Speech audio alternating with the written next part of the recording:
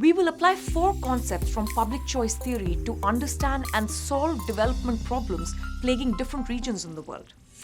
First, the bootleggers and Baptist theory of regulation. Second, transitional gains traps. Third, dispersed benefits and concentrated costs. And fourth, concentrated benefits and dispersed costs. Hi, I'm Shruti Rajagopalan, and today I'm going to talk to you about the incentives of political actors in developing countries, especially India. Once you've mastered applying the economic way of thinking to politics, it is useful to think about the kinds of policy problems faced by developing countries. Only 15% of the global population lives in the developed world. Thinking about incentives of political actors governing the remaining 6.5 billion people living under various institutional arrangements is an important area of inquiry. There are 2 ways of thinking about developing countries. The first is through the lens of development economics, and the second through development policy. Development economists ask, why are some countries rich while other countries are poor? And development policy makers try to understand how can we move from poverty to prosperity. Most of us in the developed world enjoy cutting-edge technology with good software, computers, and internet access to do our schoolwork.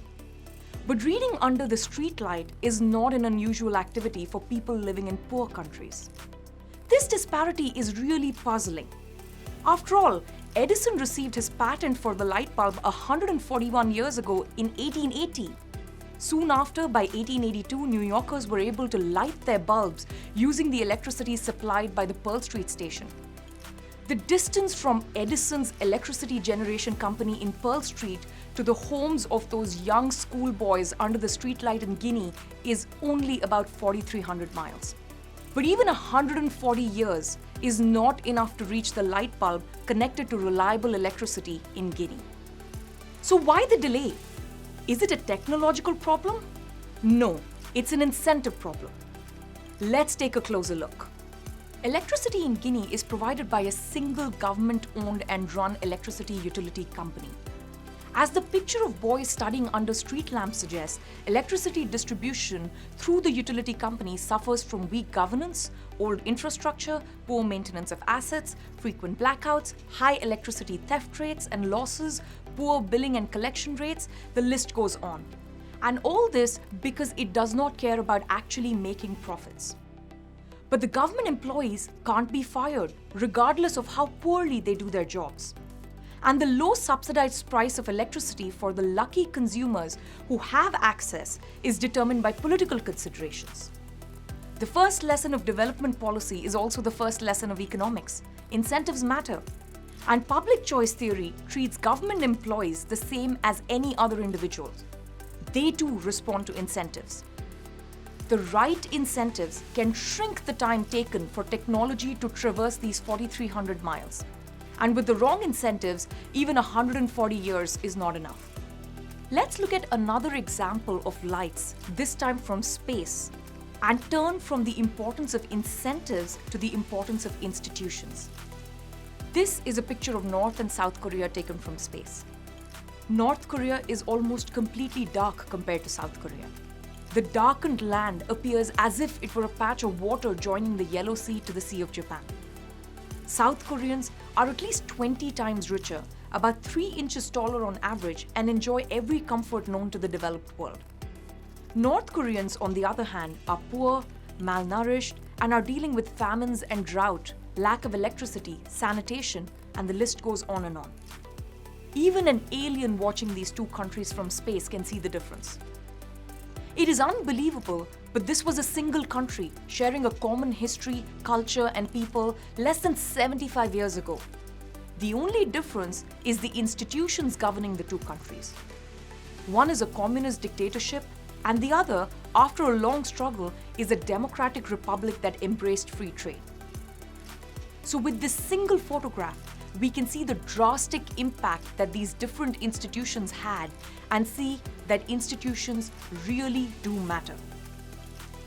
It is also important to keep context in mind when we discuss these examples. Decisions can't be applied the same across all countries because every country is different. When we think about poverty versus prosperity, We typically assume that those with higher incomes are better educated, have advanced degrees, some highly specialized knowledge, and that explains the variation. Say, between the income of a doctor versus a gardener. But what is interesting is that even though doctors across the world need to go to medical school, train in highly specialized areas, and have similar levels of knowledge, they have very different incomes. The same worker would make 4 times the income doing the same work in the United States as opposed to Bolivia. For Nigerians, the difference is even higher, at 8 times the income. In a paper called The Place Premium by Michael Clemens, Claudio Montenegro, and Lant Pritchett, they argue that our wages are not determined by what we know, but where we live. It is not about poor people, it is about poor regions.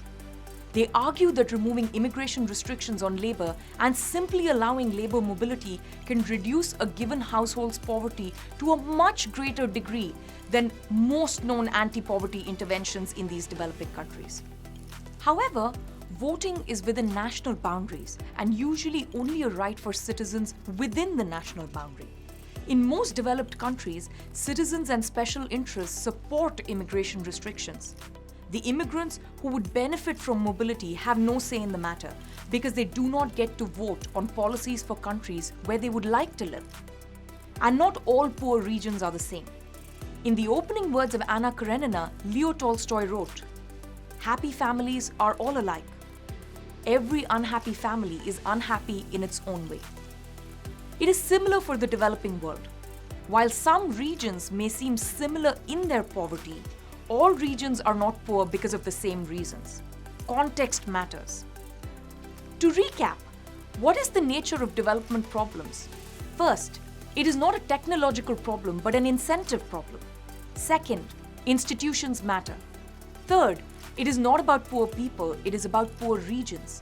And lastly, not all poor regions are poor for the same reasons. Context matters. And here are some main lessons from public choice.